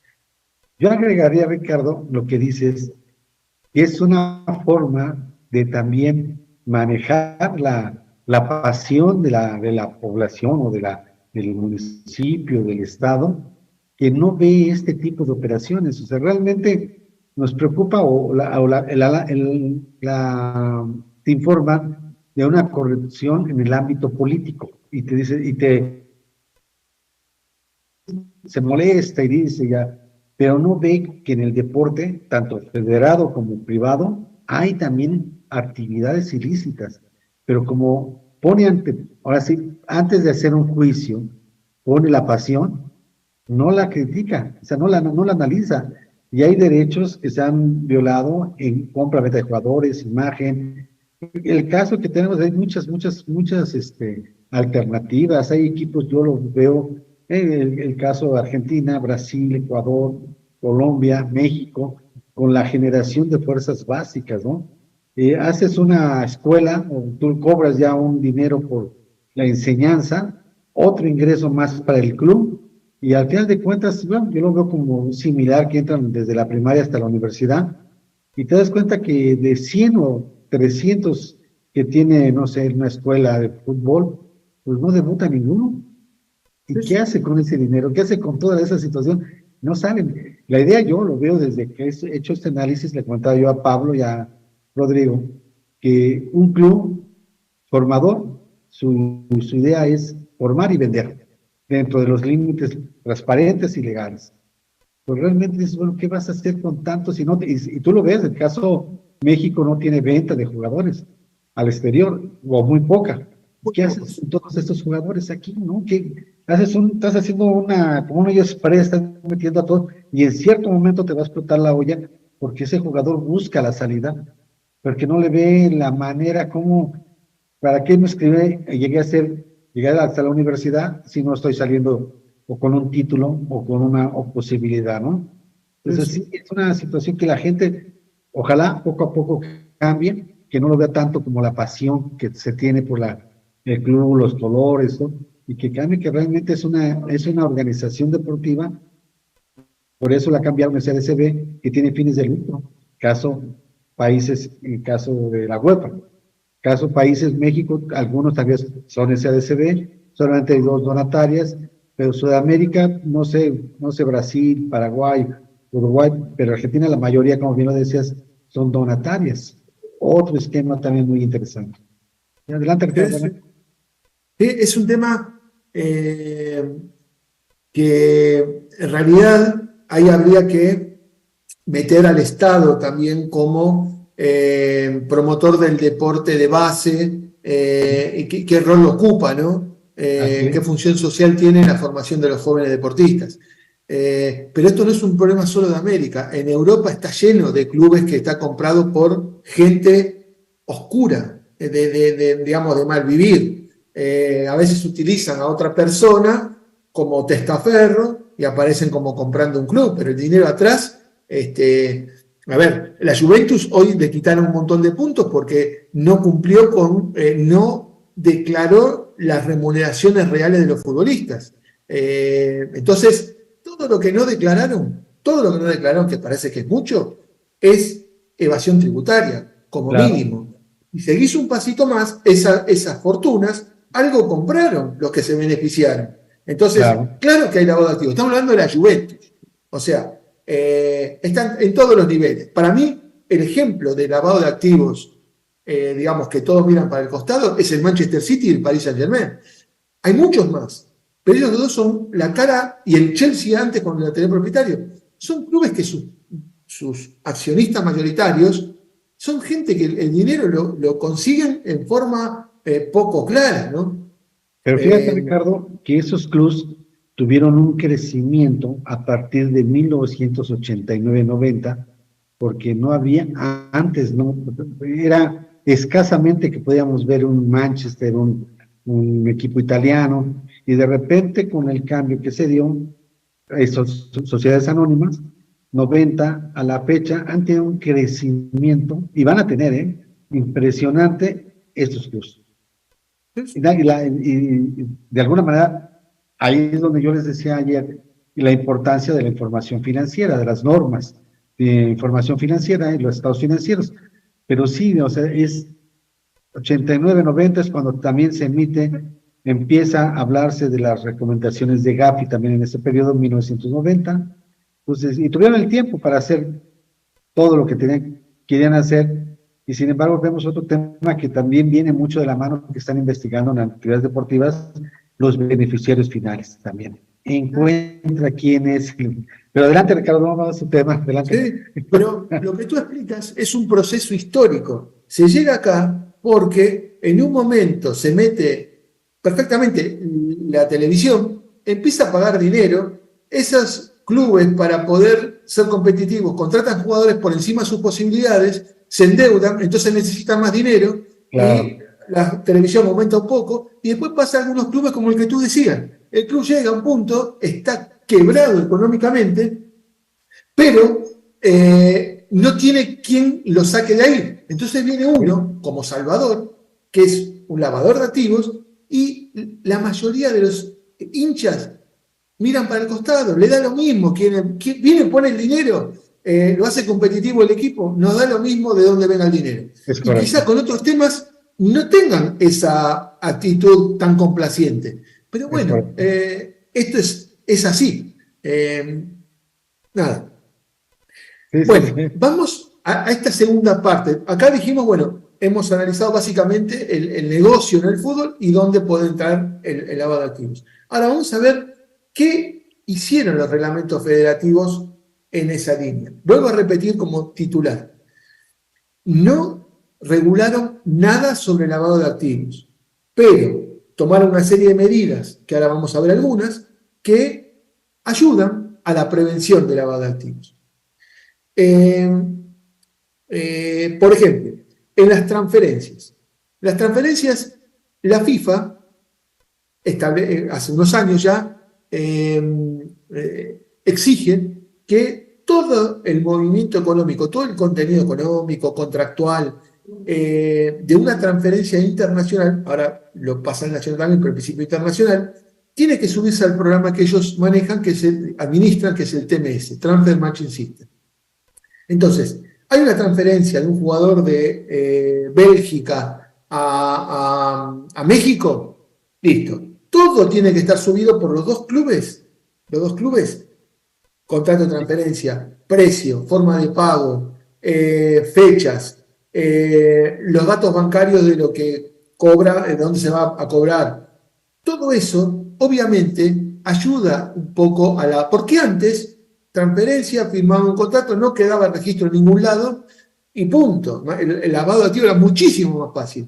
Hoy hay un registro federativo de todo ese movimiento de una transferencia que incluye también que se debe registrar el contrato del futbolista de trabajo, que pone al menos un marco federativo en donde debe encajar ese negocio. Después la realidad es que por afuera no lo respetan, pero por lo menos en lo que incumbe a la federación uso sus medios. El caso también en México con lo que es migración, ya todo jugador debe venir con un contrato de trabajo, que antes también te acuerdas que no había ni siquiera un contrato de trabajo, entraban y salían y llegó un problema, entonces ahora empieza a sumarle ciertas medidas cautelares para poder disminuir el blanqueo. Nada más son medidas cautelares, porque realmente no han hecho de fondo, y sabemos, digo, todos los países están necesitados, lo que se hablamos de la CONMEBOL, la CONCACAF, lo que es más México, los demás países como Panamá ahí se me fue el nombre, Panamá y otro país, Jamaica, necesitan recursos, pero la parte de la administración del gobierno correspondiente no le hace la reforma al ámbito deportivo. Sigue sin revisarlo, sigue sin seguir avanzando. Ellos tienen su paraíso normal. Si los empezamos a normar, claro que va a haber una pregunta que, bueno, pasando es, ¿cuánto, Ricardo, aporta al Producto Interno Bruto las operaciones del Boca y River en Argentina? Es impresionante. No idea, pero mucho. Sí, no tengo idea exactamente. Pero sí que, obviamente. Pero además el fútbol argentino es como bastante dinámico en las transferencias. Y sabes, fíjate en cosas que generan esa transferencia. Porque, suponte, Argentina en general, ¿no? Las transferencias que hace al exterior no son tan elevados los montos. Son elevados, pero no tan elevados. ¿Por qué? Porque estamos hablando en términos generales. El jugador argentino en general, desde Argentina, cuando sale de Argentina, no va a el Real Madrid, el Manchester United, algunos sí, pero en general no. Van a un club de media tabla. Sí. Entonces, si funciona bien, hay una transferencia importante desde ese club a uno más grande. Entonces, lo que en los contratos de transferencias, en general, el club argentino se reserva un porcentaje de la futura transferencia. Y a veces gana más dinero en esa plusvalía del 10%, ¿sí? 15%, que el precio de transferencia que hizo. Entonces, eso sigue generando dinero, claramente. Los derechos de formación. Argentina es un club, un país donde salen muchos futbolistas y la verdad que hay bastante movimiento de clubes que reciben dinero por mecanismos de solidaridad, indemnización por formación. Así que es un pequeño apéndice del negocio del fútbol que llega también dinero por esa vía. Sí. Sí, que el formador, ayer lo comentaba yo, para el derecho de formación al jugador de las demás confederaciones le interesa ir a la UEFA, porque es el nivel 1. El nivel 2 es Conmebol, el nivel 3 es quizá CONCACAF, el nivel 4 es Asia, y así vamos. Entonces, no les interesa, el jugador que sale del nivel CONCACAF, obviamente su interés es ir a UEFA, pero entra no a un país de élite, que los 5 que hablamos, sino entra a uno diferente. Como argentinos, como brasileños, entran a países diferentes, hacen una buena campaña, pasan al país, bueno, a la UEFA, que es nivel 1, o países como la élite de los países que son los famosos del grupo 8, no sé, los equipos más importantes, y ahí ya tienes un derecho de formación porque está en un nivel superior.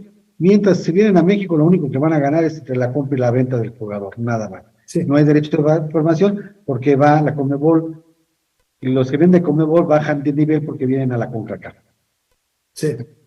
Ese es el mecanismo real que hay. Sí. Formalmente tiene el derecho, sí, formalmente, pero en la realidad, ¿qué pasa?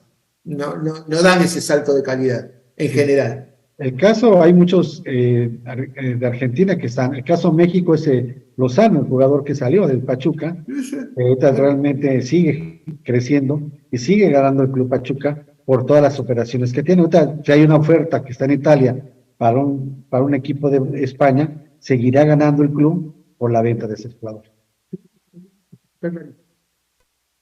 Bueno, entonces estamos hablando de reglamentos federativos y regulaciones que en algún punto ayudan a la prevención del lavado de activos. No lo puede frenar, porque tampoco es la función de la FIFA. Es una federación, nada más. Pero con estas medidas ponen algunos límites que el que no lo cumple, no lo cumplirá. Pero bueno, queda sometido a sanciones disciplinarias en caso que no lo cumpla. Lo mismo con el tema de el 18 ter, que lo habrá hablado Pablo, del reglamento, que es la prohibición de ceder a terceras personas porcentajes de derechos económicos. A ver, la prohibición está. ¿Es nulo si alguien cede? No es nulo. Solo que está prohibido federativamente y en caso que se entere la FIFA de una operación, de una cesión a un tercero, te puede sancionar al club que celebró ese contrato. Pero nada más, el contrato es válido. Y los negocios se siguen haciendo, un poco más ocultos, pero se siguen cediendo a terceros. Y eso, otra vez volvemos a la fuente de evasión tributaria, porque, claro, como está prohibido registrar eso federativamente, estos negocios son ocultos. Entonces, nadie paga nada por esto. Empezamos aumentando las operaciones simuladas. Claro. Haz transferencias, haz esto, ocupa del continente paraísos fiscales, regrésalos, dale vuelta a todo el mundo. En el fondo se sigue haciendo de otra forma. Pero bueno, la FIFA, de su rol, trata de poner cierta transparencia. Después, si la cumplen o no, bueno, ya no puede ser una federación policial. Pero si lo descubre, los va a sancionar federativamente, disciplinariamente. Es correcto. Después, fíjense que acaba de incorporar, no sé si lo vieron, pero eso quizás es algo un poquito más vinculado por hoy a los derechos de formación, que es la Clearing House. La Clearing House es, la traducción que ponen, es la Cámara de Compensación.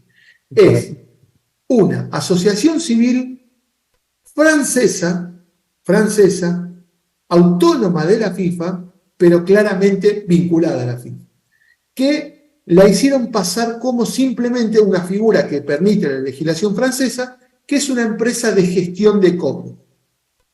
La verdad que no es solo eso, porque la FIFA te impone que utilices esa gestión de cobro, pero más allá de eso, a donde apunto de la transparencia o lo que pretende la FIFA, es que el Clearing House tiene como, el procedimiento ahora de formación tiene como 3 etapas. Uno es conformar el pasaporte del jugador, el historial. La segunda parte es lo que ellos llaman la orden de asignación, que es un documento por el cual la FIFA dice, tal club tiene que cobrar tanto, tal club otro, tal otro, por la transferencia del jugador X. Segundo paso. Tercer paso, ahí ya pasamos a la Cámara de Compensación propiamente dicha, y acá es donde venimos con el tema de lavado de activos. Tiene todo un procedimiento de cobro y de pago, en el cual la FIFA se convierte en una especie de oficial en el cual controla el movimiento económico del pago de la formación. Entonces, controla ¿qué? La cuenta bancaria del que paga, si hay personas políticamente expuestas, la procedencia de esos fondos. Esta Cámara de Compensación hace esa labor, no solo del que recibe el dinero, sino también del que paga. Entonces, puede ocurrir que el club beneficiario de los derechos de formación esté en regla, pero no esté en regla el club que transfiere. Entonces, no se hace el pago. Así que, obviamente que nosotros pensamos que la FIFA se extralimita, ¿no? Porque uno dice, ¿quién es la FIFA para la libertad de los clubes? Vos podrás decir lo que quieras, pero no podés prohibir que se perfeccione una obligación con el pago porque a ti no te gusta X razón. ¿No es cierto? Lo que pasa es que la FIFA se excede, pero lo cierto es que existe y hace ese control. Sí, es correcto. Yo había escuchado el término de Cámara de Compensación. Es muy similar en el ámbito de mercados financieros. Y van de la mano. Es otra cosa. He dicho, en el caso de mercado de derivados, hablamos de que se manejan contratos y se vende un futuro. También hablamos de futuros, en el caso de contratos de jugadores, que me quedo el 10% del contrato y lo estoy negociando a futuros. Y aparece en ese mercado la figura de la Cámara de Compensación, que es un poco muy diferente nada más, que debe haber un comprador y vendedor, sucede en el mercado. Y cuando realmente se retira el comprador o el vendedor, pero la Cámara de Compensación hace la función del que se retira. Y se queda con el contrato de inversión, ya sea de un derivado. Es lo que está haciendo en este caso la FIFA. Sí. La Cámara de Compensación, yo recibo que estés todo en orden, no estás en orden, me quedo con toda la parte normativa y los recursos hasta que esté bien, te paso los recursos, mientras me los quedo yo. Está perfecto lo que dices porque justamente esto operativamente se hace de la siguiente forma. Tú suponte, ¿qué cuadro eres, Ricardo? Si se puede decir. ¿De qué club eres? Si se puede decir. Sí. Si no, dime cualquiera. No, tranquilo. Cruz Azul, listo. Supongamos que Boca le tiene que pagar, yo soy de Boca, por eso digo Boca, que Boca le tiene que pagar al Cruz Azul un dinero por mecanismo de solidaridad. Ahora tenemos la Cámara de Compensación. Hacemos todos esos pasos y llegamos a la Cámara de Compensación que hace esta labor. Fíjate, Boca no le va a pagar al Cruz Azul. No es así. Boca le tiene que pagar. ¿Cuánto le tiene que pagar Boca por Paul Fernández, que estuvo, no sé qué, le tiene que pagar $28.000? Listo. Llegamos a ese punto. Boca no le va a pagar al Cruz Azul. Boca le tiene que pagar a la Cámara de Compensación. Es correcto. Y la Cámara de Compensación le va a pagar a Cruz Azul en la medida que, digamos, haya validado, aprobado su estado bancario, contable. Fíjate, es lo que tú dices, ese tipo de clearing que hacen. El clearing es muy común en los bancos, ¿no? Entre bancos van compensando. En realidad la figura de la compensación debería conceptualmente ser otra cosa. La compensación debería ser: Boca le tiene que pagar a Cruz Azul 28.000 por los mecanismos de solidaridad de Paul Fernández. Pero a su vez, Cruz Azul le debía a Boca 80.000 porque no le pagó una cuota de la transferencia del jugador no sé cuánto. Entonces, compensamos. Bueno, listo. Ahora tienes que pagar, no sé, la diferencia. No, esto no es así. No funciona de esta forma. No. Pero bueno, es una forma más de control, quieras que no, sobre la procedencia de los activos por el cual se va a pagar este tipo de derecho. Ahora, el cronograma que tiene la FIFA es: ahora es solo indemnización por formación y mecanismo de solidaridad. El proyecto de ellos es que año 2024-2025 esta cámara se utilice también para pagar los honorarios de los agentes. Entonces, el día de mañana interviene un agente, el club no le va a pagar a la gente, le va a tener que pagar a la Cámara de Compensación y la Cámara de Compensación pagarle a la gente. Parece demasiado grandilocuente, demasiado gran hermano la actitud que está tomando la FIFA. Pero bueno, es lo que proyecta. Es un control más, nada más lo veo. Sí, pero más. ¿Quién es la FIFA? Porque tú fíjate, la cosa es que me digas que tú eres Gafi o eres un organismo internacional de lavado de activos, lo que quieras. Entonces, por un tratado internacional te confieren esa competencia a ese tribunal o a ese organismo internacional. Bueno, hay una cierta base legal que digamos, bueno, no, pero que la FIFA se convierta digamos, en esa especie de controlador, porque no es solo que determine cuál es la deuda, sino que además tienes que pagarle a esta empresa vinculada a la FIFA para que después ellos paguen. Entonces uno puede decir, bueno, ¿vas a pagar dentro de las 24 horas? Porque si vas a pagar dentro de 7 días, entonces págame los intereses que vas a tener en ese tiempo. No van a dar nada de eso, claramente. Sí, lo que pasa es que como es un mercado libre, la compra y venta de jugadores a nivel global, con las condiciones que se han visto que ha crecido, como bien lo dice Ricardo, el blanqueo de capitales, empiezo a establecer controles y que ya no sea el mercado tan libre. Y empiezo a que actúe una cámara de compensación para tener de alguna manera y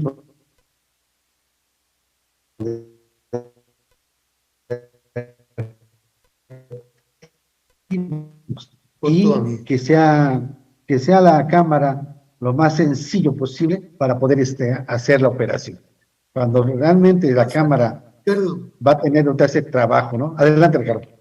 No, perdón, pero al hilo de esto, tú fíjate que la segunda etapa, empieza con los chiquitos, porque el mecanismo de solidaridad, en el fondo, el máximo es el 5% del precio de la transferencia, o sea, es un tema accesorio en una transferencia.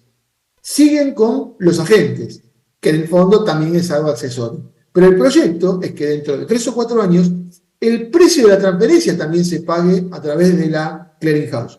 Entonces, se transfiere un jugador por 110 millones de euros y va a tener que pasar de ese club, los 110 millones, a esta clearing house al club de destino. Me parece que la FIFA no es quien, no está en sus estatutos, no está en su objeto social dedicarse a estas cosas. Me parece que a mí que se excede largamente para lo que está la FIFA. Pero, que estamos hablando específicamente acá de lavado de activos, y quieras que no, es un control más, en el fondo, para evitar blanqueos. Sí, Igualmente, todo lo que no se quiera blanquear se va a hacer por afuera igual. Esté la FIFA, esté el Clearing House, esté quien esté, los negocios se van a seguir haciendo igual. Ok, pero Ricardo, por ejemplo, en la CONCACAF, ¿cuántos países de la CONCACAF son paraísos fiscales? Y muchos. Pues, ¿qué va a hacer la Cámara de Compensación ahí? Vamos a hacer al revés. ¿Quiénes no son paraísos fiscales? Sí, de entrada, es mejor la pregunta. Claro. Sí, sí. Adelante, ¿Son Ricardo. paraísos fiscales o pseudo dictadura? Digamos que nadie opera porque ahí no va nadie, porque ni nadie se anima a hacer una operación en estos países. No te quedan... Haces una operación simulada con Australia y la descuentas en la UEFA, en Inglaterra o en España. ¿Cuántas no hemos visto de esas? Eso pasaba, justo ayer comentamos que tuvo una audiencia ahí en el TAS, no importa el tema ni de qué iba, a lo que voy. Yo no soy como está la Federación Venezolana, yo no hago ningún tipo de valoración política, aunque cada uno tiene las ideas que tenga, pero la Federación Venezolana, los hechos estos ocurrieron 2020-2021. La Federación Venezolana no podía tener cuenta en el país, o sea, tenía una cuenta en Puerto Rico para cobrar dinero del exterior. Así que ya ahí empezamos con la distorsión. Hay que poner una cuenta, sí, pero no de un pequeño club o la pizzería, no sé. No, la Federación Nacional no podía tener una cuenta. Entonces, claro, va afuera y ahí empiezan cualquier tipo de descalabro, ¿no? Pero bueno, lo que tú dices, es una imposibilidad. No es que decides, no, acá somos todos evasores. Esa es la realidad. No te deja otra opción que usar estas herramientas. ¿Qué sé yo? Bueno, fíjate también otro temita que ayuda la reglamentación de FIFA. Pequeña cosa, tú cuando inicias una acción, obviamente con nota de internacionalidad, ¿no? Laboral, un futbolista reclama un club o un club reclama otro club porque no pagó un precio de transferencia, lo que fuera, no es para todos los temas, sí para los temas en general patrimoniales. Con la demanda tú tienes que presentar un formulario, no puedes presentar, bueno, los datos bancarios míos son no, es un formulario de FIFA que tiene un determinado contenido y tú tienes que completar los campos con la cuenta bancaria. Me toca hacer hace muchos años todo esto que son derechos de formación, incluso llevado en su tiempo de algunos clubes mexicanos, cuando todavía nadie, se conocía poquito. Sí. Hace 15 años, 18 años. Sigue sin conocer. No, pero bueno, un poquito más. Eran jugadores que me acuerdo que hemos llevado algunos casos. Por ejemplo, uno de ellos, por poner un ejemplo, era por el Santos Laguna, por Mauro Camoranesi. Claro, en realidad Camoranesi había pasado antes de los 23 años y le correspondía un año cobrar el precio de la transferencia que había hecho en Europa, al Santos Laguna. Pero bueno, se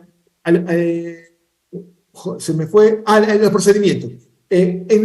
Durante muchos años, el club formador, yo he pasado clubes argentinos que tienen las cuentas embargadas, entonces el club, ¿qué hacía? Me hacía una nota, decía, presto conformidad para que el dinero, ya con la decisión ganada, ¿no?, se pague en tal cuenta. Y la cuenta no era del club, era de financieras, de paraísos fiscales.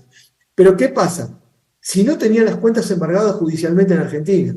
Entonces, la FIFA no tenía problemas, dice, mientras sea un documento, un escrito del club, que diga que presta conformidad para que se cobre donde sea, no hay problema. Bueno, ya en los últimos años, ya eso es imposible. La FIFA te exige que seas el club o el jugador que hace el reclamo, sea el titular de la cuenta.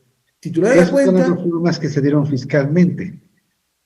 En una devolución de impuestos, hace muchos años también, se podía nombrar o decir a tal cuenta, abóname el fisco, y te abonaba.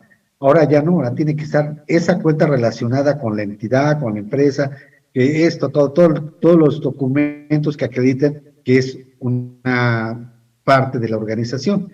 Ahí es donde cambió totalmente ese caso FIFA, ¿no? Y siguen sumando a los candados de alguna manera vistos generalmente, ¿no?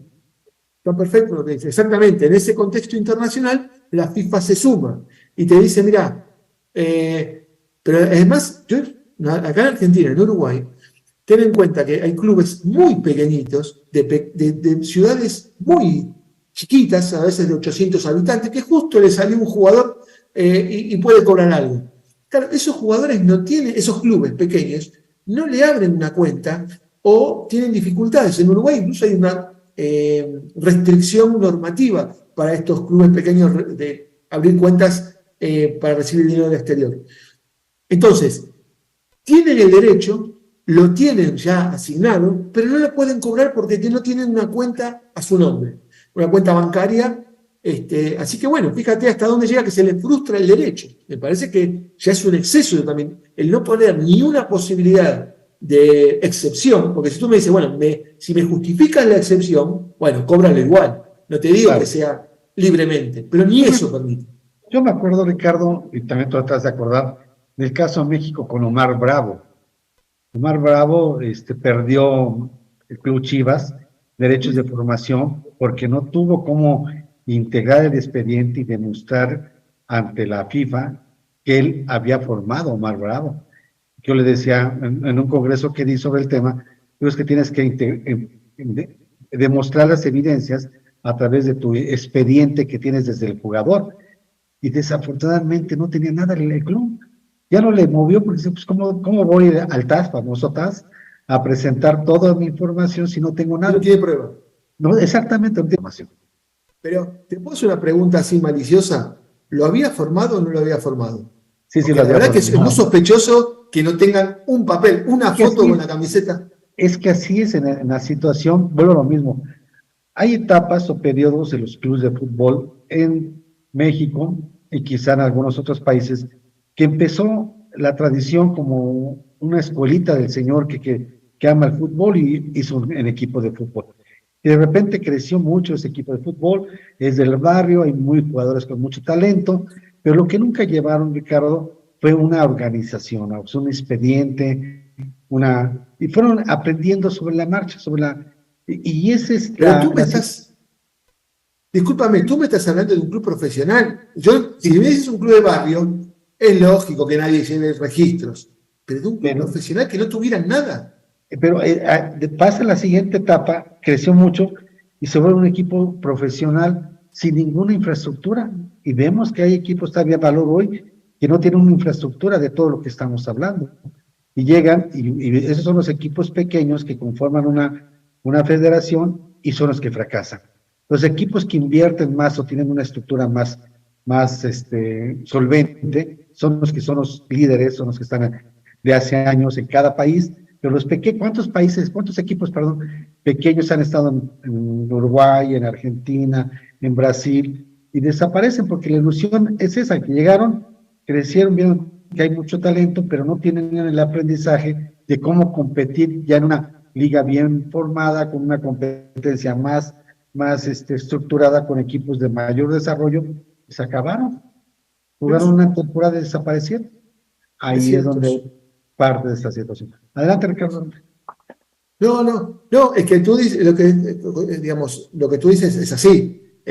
Incluso había federaciones, ya no solo un club pequeño, federaciones desorganizadas. Sí.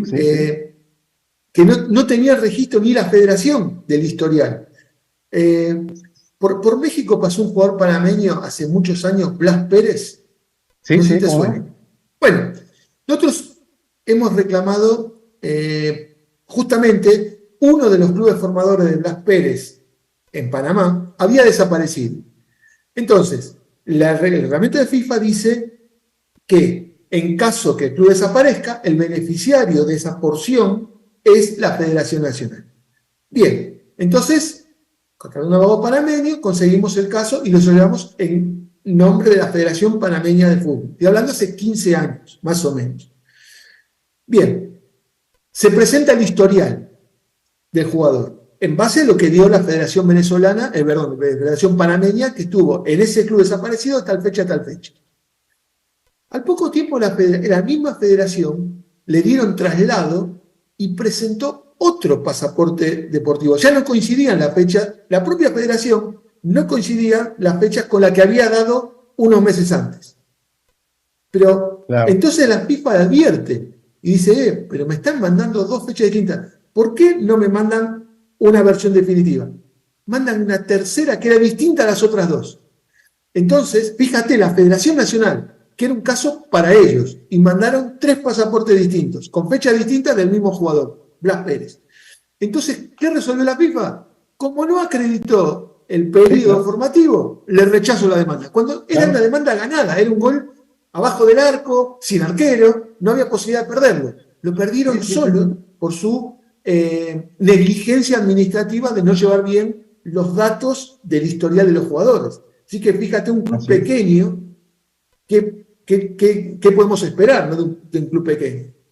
¿Por qué se le va a exigir esa prolijidad si a veces no la tiene ni la federación? Hoy eso está todo solucionado porque está todo digitalizado. Ya con el tema del COMET, el tema del programa de FIFA, hay que registrar cada movimiento del jugador, aunque sea amateur. O sea, ya lo que estamos dando este ejemplo no va a volver a suceder más porque está todo digitalizado y centralizado finalmente en la FIFA.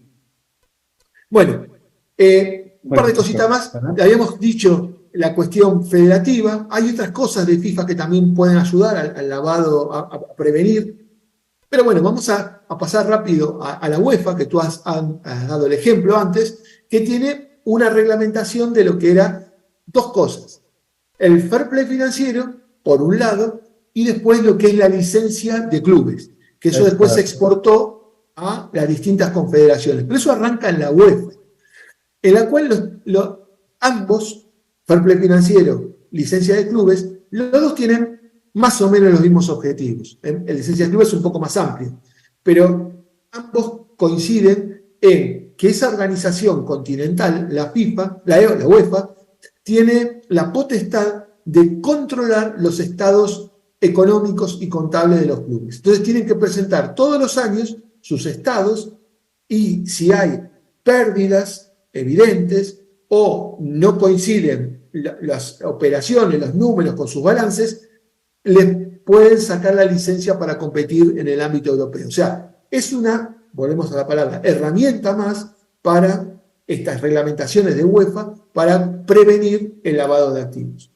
Y por CASA, por CONMEBOL, tienen un reglamento de lavado, un manual de prevención de lavado de activos. Me llamó la atención cuando lo vi y en realidad lo que hace la CONMEBOL toma la ley paraguaya de lavado de activos, como la CONMEBOL tiene la sede en Paraguay, lo que hace es casi replicar la ley paraguaya, porque está bajo su jurisdicción, y exigirla a sus afiliados, ¿no? a los dirigentes, a los afiliados.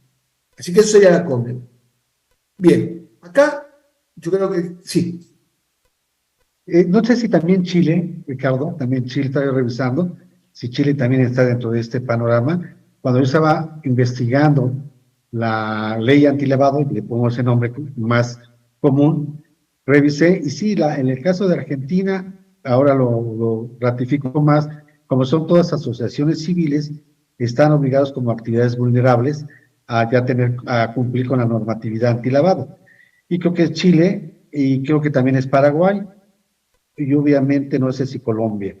Pero nomás habla así, que todas las actividades de equipos de fútbol profesional, yo tengo la ley de Argentina. No es muy grande, no es muy amplia, es muy sencilla, y ya, es eso. Yo lo vi, comparé con otros países, y es casi, si comentas alguna cosa. Es básica. De eso. Ajá. La ley argentina es básica, pero es del año 2012, y casi se remite. Porque, a ver, hay una ley, está la UIF, la Unidad de Información Financiera, digamos, vinculada a la GAFI, y es un órgano administrativo, en el fondo. Y hay una ley de antilavado general. Entonces, lo que han hecho en Argentina, bueno, pasamos ya a la legislación. Solo tomamos la legislación argentina brevemente, 2 detalles. Porque creo que nos quedan 10 minutitos, ¿no? Para terminar. 15 minutos, Ricardo. 15. Bueno, por si hay alguna pregunta, lo que fuera. Sí.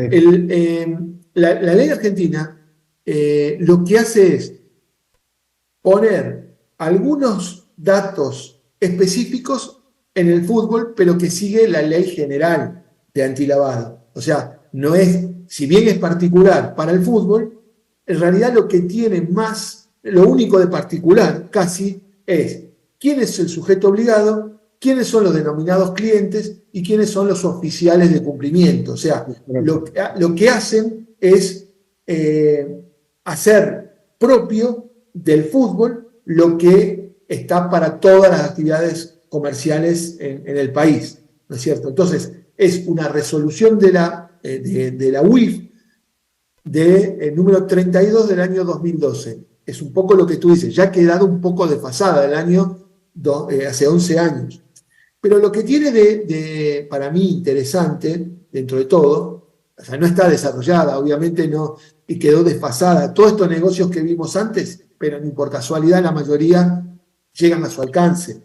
Claro. En el fondo, a cualquiera de los dos negocios que tienen un proceso de lavado de activos, le cabe la ley general, no le hace falta una ley especial. Acá lo que dice es, bueno, vamos a poner un régimen específico, además del general, al fútbol. Entonces, ¿qué dicen? Bueno, el sujeto obligado, fíjate que lo pone en la AFA y en los clubes de primera y segunda división, que son al fin y al cabo los receptores de este tipo de negocios, son los que intervienen, ¿no? Y los que tienen conocimiento. Por eso son sujetos obligados. ¿Obligados a qué? A informar a la UIF. Ellos no pueden hacer nada. Ahora, cuando tienen reportes, digamos, actividades sospechosas, reportes no transparentes, bueno, tienen que informar. Fíjate que tanto es así que en Argentina los contratos de transferencia y los contratos de trabajo en el fútbol, todos tienen una cláusula. Las partes conocen los alcances de la resolución 32/2012 y se atienen a sus consecuencias. O sea, en el propio contrato, por las dudas, no hace falta, está la ley. Claro. Pero por las dudas, las partes en el contrato incorporan que conocen esa normativa y que se tienen que someter. Pues no la cumplen, pero lo ponen por lo menos. Sí, por lo menos. ¿Sí? ¿Ibas a decir algo? No, adelante, Ricardo. Entonces, dos cositas más. Sujetos obligados, AFA, clubes de primera y segunda. Los clientes son los que interactúan con ellos y ¿sobre qué negocios? Transferencias, préstamos, cesión de derechos económicos e incluso donaciones. ¿Sí? Donaciones gratuitas u onerosas. Que acá entra, acá justamente estamos en un momento, obviamente lo tienen por qué conocer allí, Independiente, que justamente por una deuda que tiene con el América, a forma particular, alguien empezó a armar un fideicomiso para que los socios, no los socios, los hinchas o quien quiera, aporte a ese fideicomiso para que ese fideicomiso, el bien fideicomitido, vaya el beneficio a Independiente, así con el objeto que pague la deuda a la América. Así que, fíjate, eso también entraría bajo la responsabilidad del sujeto obligado de informar de esa, Independiente en este caso, de ese negocio. Bueno, y cada club tiene que tener designado lo que es el oficial de cumplimiento, ¿no? Es correcto. Sí. Se le obliga. Quieras que no, yo no sé si en otros países lo tienen tan especificado quién es el sujeto obligado, quiénes son los clientes y quién es el oficial de cumplimiento en materia específica de fútbol. ¿Tú conoces? Yo conozco la normativa, que tú la normativa, y más obviamente en el sector financiero. Yo, de la capacitación que he dado a lo que es el oficial de cumplimiento, yo veo, Ricardo, que están generándose, obviamente el oficial de cumplimiento aquí en México, en lo que es el sector financiero, está autorizado por la Comisión Nacional Bancaria de Valores. Yo les digo, recuerda que tú eres responsable ante la comisión del sector financiero. Debes de tener conocimiento bien de un banco, casa de bolsa, arrendador, toda esta parte, ¿no? ¿Por qué? Porque tú eres el responsable. Y en la parte de actividades vulnerables, te certifica o te da la autorización la Secretaría de Hacienda y Crédito Público. También a todas las figuras, lo mismo que Argentina. Lo que yo he observado en esta parte, que están saliendo jóvenes, muy jóvenes, egresados, o ya con la certificación, y yo les digo, no se pueden volver ustedes en una mesa de control. Ustedes a nivel jerárquico tienen una jerarquía porque están unos autorizados por la comisión y otros autorizados por la Secretaría de Hacienda y Crédito Público. Ustedes tienen que tener el diálogo, el comentario y el conocimiento y experiencia del sector que van a atender para hablar con los dueños de los equipos, en este caso fútbol, o con los dueños de los negocios, para dar vayas modificando o analizando las recomendaciones que te pide Gafi. En donde se quedan mucho es en la recomendación número 1, que es el enfoque basado en riesgos, porque hay que hacer todo un modelo.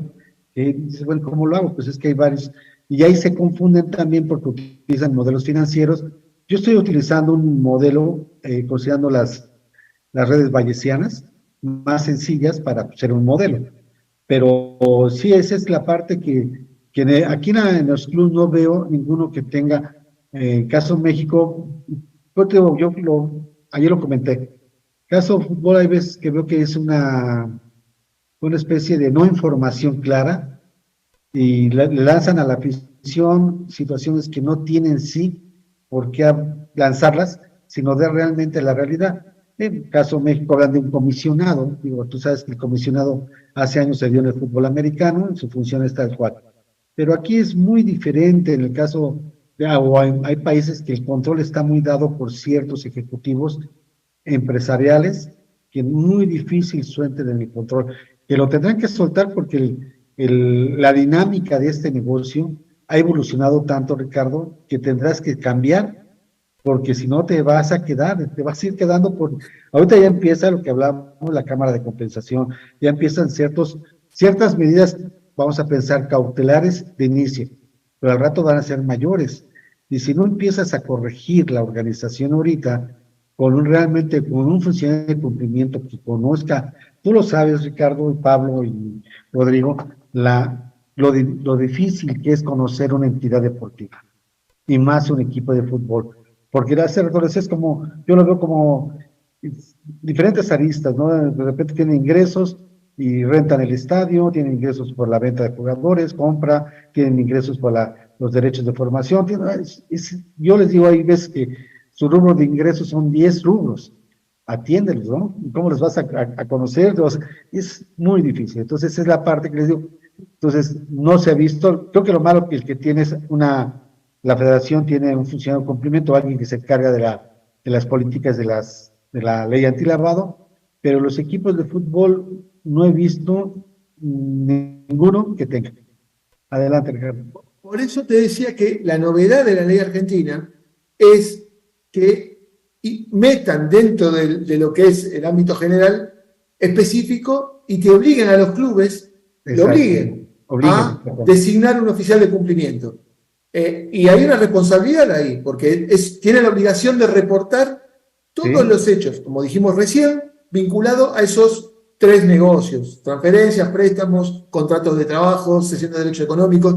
Entonces, tienen esa obligación específica. Eso sería lo novedoso de la ley. Tengo una pregunta, Ricardo, pero en la UEFA sí hay el funcionario de cumplimiento. Yo revisando o leyendo en las confederaciones o federaciones que integran la UEFA, caso España, sí tienen no un funcionario de cumplimiento, tienen hasta más de uno por la diversidad que tienen de todo lo que estás comentando, porque es tan difícil entender una organización deportiva que si yo cumplo y tengo mejor un grupo de funcionarios en diferentes áreas, porque inclusive el argumento que tenían los 5 equipos de la UEFA era estar en regla con el ámbito fiscal, con el ámbito laboral, no tener adeudos con jugadores o personal administrativo, que eran los 3 fundamentales que decían en forma constante: Argentina, Brasil, Alemania, Italia y Francia. Con eso ya estás bien. Y te dan la licencia y ya ahora cumple con la normatividad de Gafi, o sea, ellos están avanzando. Nosotros no hemos caso, hay países hay países todavía más de la CONCACAF que ni siquiera han avanzado en esto, ¿no? Sí, adelante, Ricardo. Igual ellos le llaman oficial de cumplimiento, como tú dices, en forma multisectorial, no solo para temas de lavado de activos. El oficial de cumplimiento de la UEFA tiene muchas, competencias y obligaciones. Sí. Acá, esto por la ley argentina, no quiere decir que no pueda haber otros, pero para los temas de lavado de activos y para este tipo de negocios, los tiene que reportar un oficial de cumplimiento que esté designado por cada club. Así es. Bueno, yo creo que acá estamos en tiempo. Yo suelo decir dos cositas, que hay jurisprudencia al respecto. Lo que decíamos antes de lavado de activos y deporte. Una, la que está en los juzgados de Nueva York con todo el tema del FIFA Gate, ¿no es cierto? De la corrupción, del Mundial, Qatar, y sobre todo de derechos audiovisuales, cómo se concedían estas licencias de derechos audiovisuales en base a sobornos. En Argentina hay un par de sentencias, una todavía es una medida cautelar. Hay un agente, importa el nombre, que opera mucho en México y fue investigado, una investigación muy fuerte, por lavado de activos, porque triangulaba jugadores a un club para después mandarlos a México, y ahí había una evasión tributaria, y este agente está investigado y tiene una causa penal. Y después, como algo distinto, pero también el lavado de activos, hay unos dirigentes de un club, San Martín de Tucumán, de una provincia de Argentina, que están condenados, entre otras cosas, por lavado de activos, pero el delito precedente era por temas de extorsión, usura y comercio de estupefacientes. Claro. Estos dirigentes tenían como hecho delito precedente esos, y lavaban el dinero en este club de fútbol. Digo, es muy amplio el tema, pero bueno, creo que con esto, no sé si estamos en término, si te parece bien. Vamos a ver, ahorita nos apoyan si hay preguntas, ahorita las ponen para que tú las contestes, Ricardo. Yo, antes que empiecen las preguntas, agradecerte mucho. Mañana nos tenemos que ver los cuatro, que es Pablo, tú, Rodrigo y yo, y hacer el debate de este tema, ¿no? La verdad es muy agradable estar en estos temas tan actuales, lo que viene en el cambio, las entidades deportivas, y les agradezco mucho a ustedes su apoyo, a la facultad, y yo lo que les invitaría que hagamos el compromiso de pensarlo cada año con temas. Yo le comentaba a Pablo y también te comenté a ti que ya la facultad, a través de su director general, me apoyó y que podamos lograr hacer algo en derechos de formación, también con lo que es lavado de activos, cómo están. Yo le decía que si había la posibilidad de invitar a algunos compañeros colombianos, uruguayos, y yo le decía que a lo mejor en septiembre podíamos hacer un congreso y trabajar de forma conjunta para que ojalá pronto pueda ser un congreso presencial y no virtual acá en la Ciudad de México. Inclusive invitar a la Federación Mexicana de Fútbol. Nuestra parte cuenta con nosotros, y el resto la universidad verá qué puede hacer, ¿no? Eso sí, por supuesto, pero con todo gusto.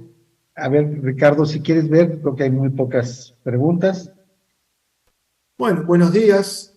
Sí, no se nos pregunta. No, por eso. No. Les recuerdo, ahí está. Bueno, no hay preguntas. No hay preguntas. Esa es la parte que tenemos que trabajar, Pablo, y la gente, tú, Rodrigo, yo, y demás gente que conocemos que está en este ámbito.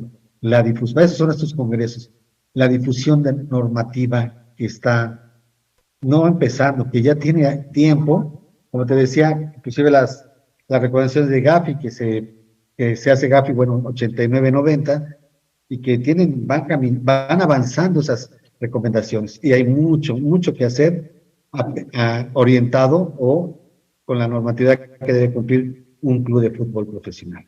O sea, nos queda mucho trabajo, nomás lo que pasa es que hacer fuerte la agrupación, organización, para poder difundir a través de congresos y mayores consultorías en esta parte. Sí, sí, perfecto. Bueno, no hay preguntas, ¿verdad? Bueno, no hay preguntas, Ricardo. La verdad fue muy agradable estar en estas 2 horas compartiendo estos temas de normatividad y de temas de blanqueo de capitales formidables. Te felicito, también mucho conocimiento del tema. Te felicito.